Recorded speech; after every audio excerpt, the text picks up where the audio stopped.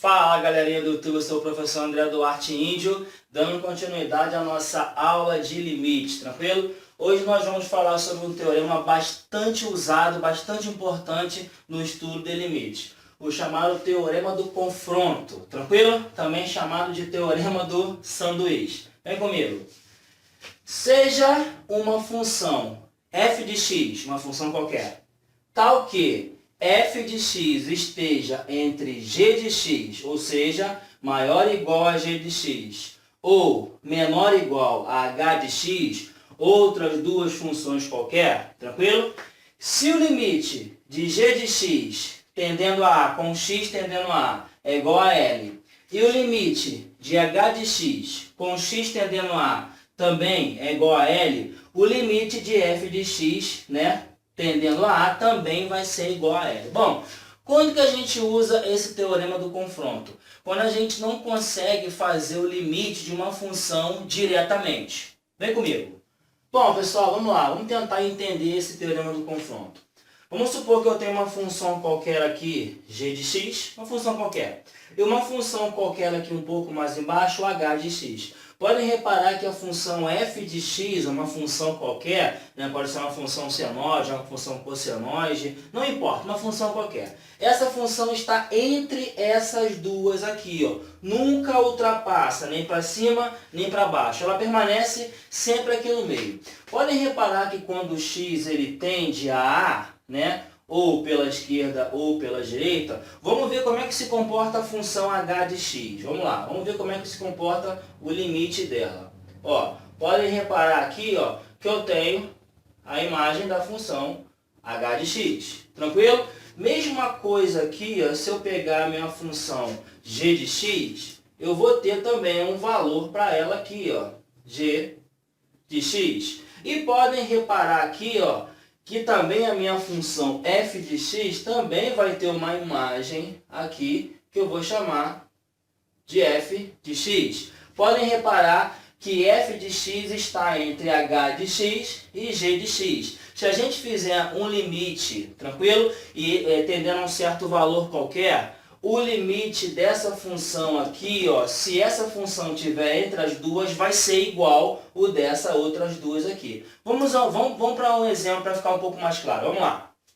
Bom, pessoal, vamos pegar um exemplo aqui qualquer, um exemplo bem simples, bem tranquilo. Uma função f de x qualquer, que eu não sei o valor dela, tranquilo, só coloquei um f de x qualquer. Essa função está entre 2 menos x ao quadrado e 2 mais x ao quadrado, ou seja, essa aqui seria talvez um g de x e essa aqui seria talvez um h de x. Tranquilo? Então essa função aqui, ó, está entre essas duas aqui. Eu quero saber qual o limite da função f de x quando x tende a zero. Bom, se a questão me falou que essa função está entre essas duas, basta eu fazer o limite dessa e o limite dessa. Se eles forem iguais, vai ser o limite da função f de x. Então vamos lá. Limite de 2 menos x quadrado quando x tende a zero. Ou seja, aqui eu posso jogar o zero aqui tranquilamente, 0 ao quadrado, 0, então vai dar simplesmente 2. Tranquilo? Vamos fazer o limite dessa aqui agora. Então, limite de 2 mais x ao quadrado quando x tende a 0. Vamos fazer o dessa aqui agora, né? Aqui, ó. Então, quando tender o x a 0 aqui, ó, então fica 0 ao quadrado, 0, então também vai dar 2. Já que esses dois limites deram iguais, então o que eu posso falar? Que o limite de f de x quando x tende a 0 é igual a 2. Tranquilo? Bom, pessoal, vamos analisar o comportamento gráfico desse exercício que a gente fez ainda agora. Como eu falei com vocês, eu chamei g de x de 2 menos x quadrado e eu chamei h de x de 2 mais x quadrado, tranquilo? Essas duas funções são funções do segundo grau, tranquilo? São funções quadráticas que me dão uma parábola. Bom, já que o valor de A, né, de uma equação do segundo grau, A, o termo A, é negativo, então aqui a concavidade da parábola vai ser voltada para baixo, tranquilo? Então a gente vai ter uma parábola aqui, ó, mais ou menos com concavidade voltada para baixo, tranquilo? Exatamente aqui, ó, no 2, tranquilo? E eu vou ter essa minha parábola aqui, ó, com concavidade voltada para cima. Então eu vou ter, ó, as duas se encontrando aqui mais ou menos, tranquilo?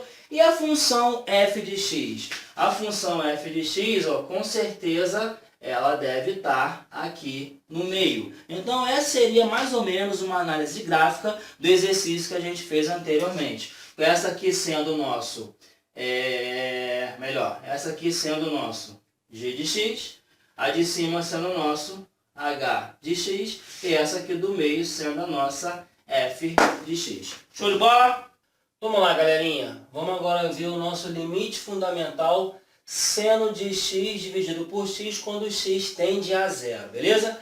Bom, se a gente jogar o valor, né, de zero no lugar de x, olha o que vai acontecer. Se eu jogar aqui, ó, vai ficar seno de zero dividido por zero. Tranquilo? Seno de zero, né, se você consultar uma tabela trigonométrica, você vai ver que vai dar zero. Dividido por zero, zero dividido por zero, a gente já viu que não pode, é uma indeterminação. Então a gente tem que dar um jeito de tirar essa indeterminação. Vem comigo. Bom, pessoal, para a gente resolver o limite de seno de x sobre x com x tendendo a zero, a gente vai ter que apelar para o teorema do confronto, o teorema do sanduíche. Aqui eu peguei aqui o nosso plano cartesiano, né? Eixo x, eixo y, e coloquei aqui 1/4 de circunferência, um quadrante do meu ciclo trigonométrico de raio igual a 1. Tranquilo? Eu tenho segmento de reta, OA, OB, AD, BC, OD e OC. Tranquilo? Bom, se a gente observar, tranquilo? Se a gente observar esse primeiro triângulo aqui, ó, OAD, nós temos uma área, que eu vou chamar de área A1. Tranquilo? Observem bem. Se a gente observar essa outra parte, né, essa pequena parte dessa circunferência aqui, ó, esse setor circular aqui, ó, nós teremos uma segunda área, que eu vou chamar, né, isso aqui tudo, tranquilo? De área A2. E se eu observar esse triângulo grandão aqui, ó, esse triângulo grandão, ó, o triângulo OBC, eu vou ter uma área A3. Tranquilo? Dividindo isso aqui tudo para ficar mais claro, vem comigo. Então vamos lá, pessoal, para ficar um pouco mais claro, eu separei aqui, ó, o triângulo OAD em área 1, A1. Separei aqui esse segmento, esse setor, né, esse setor aqui, de OAC. Podem reparar, ó, OAC, o arco AC. Tranquilo? E aqui ainda esse triângulo grandão aqui, ó, que eu chamei de área 3, OBC. Podem reparar, galera, que essa área A2 está entre a área A1 e a área A3. Então a gente pode escrever uma desigualdade dessa maneira aqui, ó. A1 é menor ou igual a A2, que é menor ou igual a A3. Então, em cima disso daqui, a gente vai tentar fazer o teorema do confronto para tentar achar esse limite aqui. Como, índio? Calculando a área de cada, né, pedacinho desse e fazendo essa desigualdade e tentando achar essa relação aqui. Mas como é que eu vou achar a área? Bom, a área do triângulo, a gente já sabe o quê? Que é base vezes altura sobre 2. Base vezes altura sobre 2. Meu primeiro passo é tentar achar esses lados aqui. Vamos lá. Bom, o que eu posso fazer aqui, galera? Eu posso usar a relação cosseno para tentar achar o lado OD. Como assim, índio? Qual é a definição de cosseno?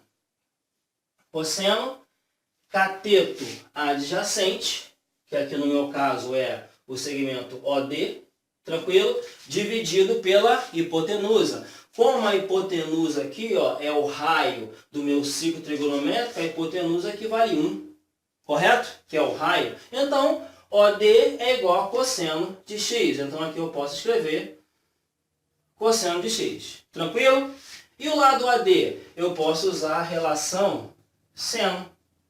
Bom, qual é a definição de seno? Cateto oposto sobre hipotenusa. Então, vai ser o cateto oposto, que vai ser AD, sobre minha hipotenusa, que é 1. Então, vai ser simplesmente AD. Então, eu posso falar que o lado AD vale seno de x. Tranquilo?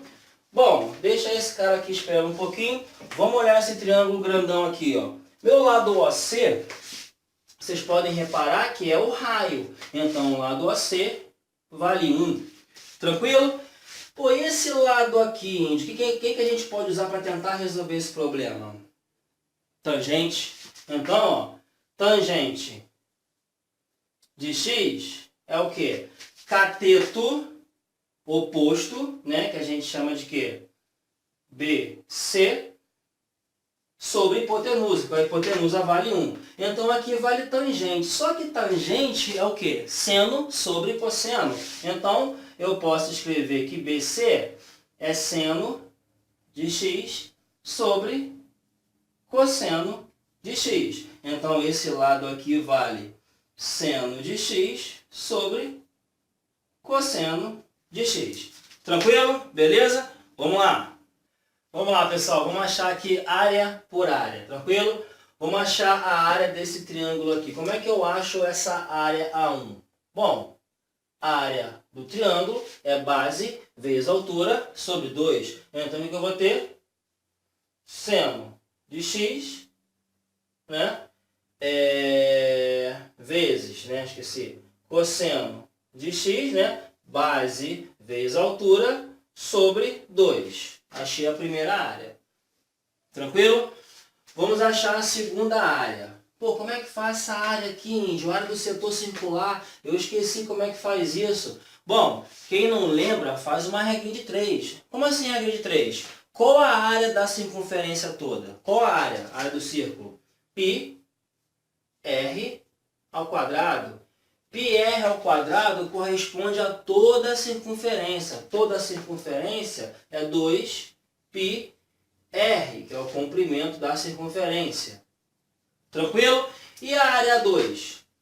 A área A2 corresponde a qual ângulo? X. Regra de 3 direto. Π vai embora, π vai embora. O meu raio é igual a 1, pô. 1 ao quadrado, 1. O 1 aqui, ó, também vai embora. Quem sobrou? 1 sobre A2, do lado de cá, vai ser igual a 2 sobre x. Multiplicando cruzado ou invertendo os dois lados, eu vi que A2 vai ser igual a x sobre 2.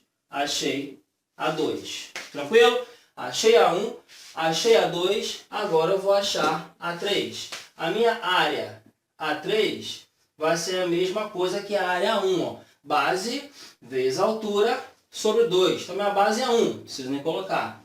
A altura é seno de x sobre cosseno de x sobre 2. Sobre 2. Então, eu tenho aí as minhas três áreas. Área A1, área A2 e área A3. Agora vamos fazer aquela desigualdade para a gente poder achar o limite de seno de x sobre x. Vamos lá. Bom, pessoal, agora resolvendo aquelas três áreas, nós chegamos exatamente nesses três valores aqui, ó. Área 1, área 2, a área A3. Agora vamos tentar aí dar um jeito de resolver essas áreas para poder ficar parecido com o seno de x sobre x e a gente fazer o teorema do sanduíche, teorema do confronto. Primeira coisa que eu posso fazer aqui, ó, é lau, lau e lau. Eliminei esse 2 aí dos dois lados. Tranquilo? Outra coisa que eu posso fazer aqui é dividir por seno de x embaixo de cada um desses malandros aqui. Ó. Então, se eu enfiar seno de x aqui embaixo, se eu enfiar seno de x aqui embaixo, e se eu enfiar seno de x aqui embaixo, o que eu vou ter? Facão aqui, facão aqui, facão aqui. Quem sobrou? Cosseno de x menor ou igual a x sobre seno de x, ó, apareceu alguma coisa, correto? Menor ou igual a 1 sobre cosseno de x. Confere? Tranquilo? O que eu posso fazer? Se eu inverter cada membro dessa desigualdade, como é que fica? 1 sobre cosseno de x, tranquilo? Eu tenho que inverter o sinal. Maior ou igual a x, melhor, a seno de x sobre x, tranquilo?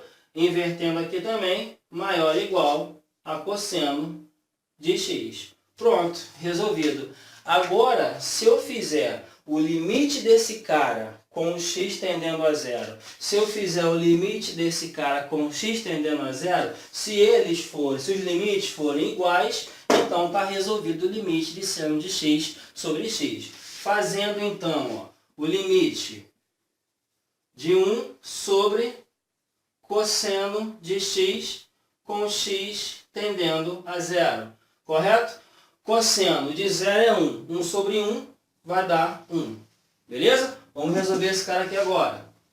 Limite de x tendendo a zero de cosseno de x. Tranquilo? Cosseno de 0 é 1. Ou seja, os dois limites deram igual a 1. Obviamente, o limite de seno de x sobre x também vai ser igual a 1.